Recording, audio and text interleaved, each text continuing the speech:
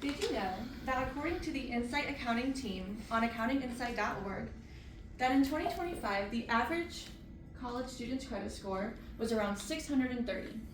Where do you stand with that statistic? Are you about average, hopelessly below, or do you have no idea because you don't think credit score is really an important thing to know about? Well, I'm here to tell you that credit score is actually quite important. It's how you tell the adult world after you leave college that you are a responsible adult who knows how to handle money. Like me, I'm a responsible adult who knows how to handle money. In fact, I actually work in finance. I work for an international wealth management financial firm called Raymond James, and I also work on a Forbes Best in State rated wealth management team called Wise Wealth Strategies. And I don't know how to use the laser, but that's me right there. I am a client service associate. Thank you, thank you. Based off my knowledge, I want to tell you guys, I went the wrong way. I want to tell you guys that understanding and creating good credit is not a scary and difficult process. I'm going to tell you this by going over what a credit score is, how credit scores are calculated, and how you can build good credit. So let's begin. What is credit? The concept of credit has been around ever since Homo sapiens have had the cognitive ability to borrow each other's things. Let's think about it. If Ooga Booga borrows Grok's tool, and he breaks the tool, loses it, or decides not to give it back, Grok's going to tell everybody in the tribe that Ooga Booga is not someone they should lend to. Well, that's what credit is. Bankers have been using credit reporting like this to let other institutions know whether or not you should be lent to. I lost my quote. Credit expert John Oldtimer shared in a 2020 article on bradcredit.org that credit reporting, like I just told you about, started as early as the 1800s, but actual credit scores, as we know them today, have only been around since the 1980s. A credit score is a calculated rating that shows lenders exactly how reliable you are to pay back the things that you borrowed. You are rated on a score between 350 and 850, and is calculated based off several different factors.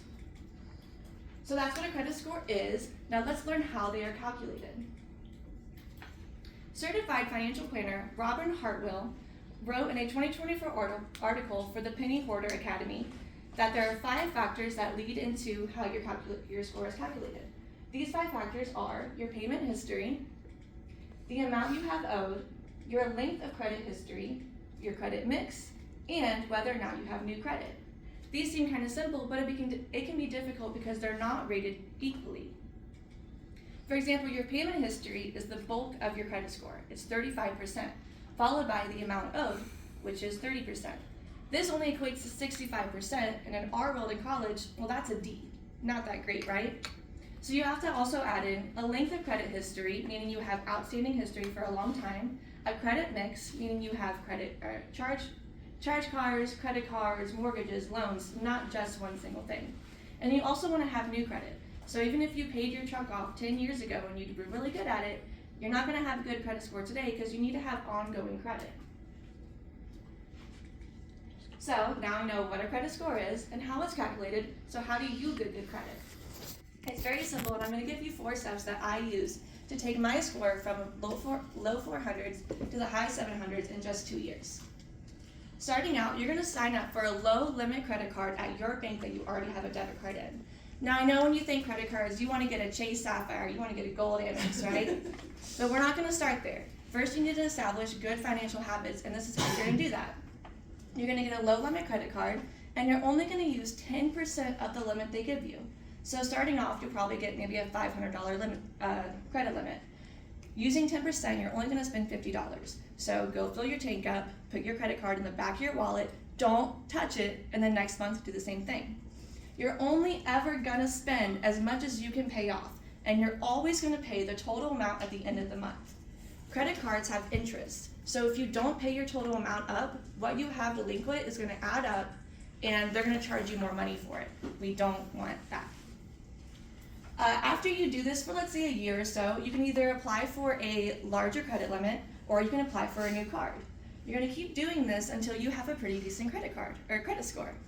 Now you can get the Chase Sapphire, the Gold Amex, because now you have the skills to take care of that card responsibly.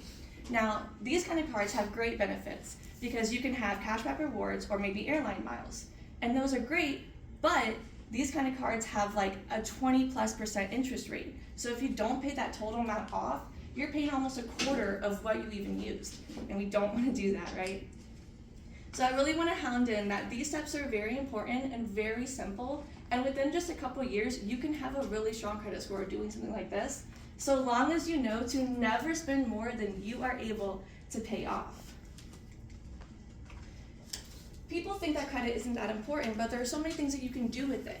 You can get a car loan, you can apply for a mortgage, and if you're going into a high-level career, they can use your credit score to determine if you're reliable, if they want to hire you. Some things you can do if you don't have good credit, like me when I got out the military, was that when I tried to get a truck, I had to have my mom co-sign for it.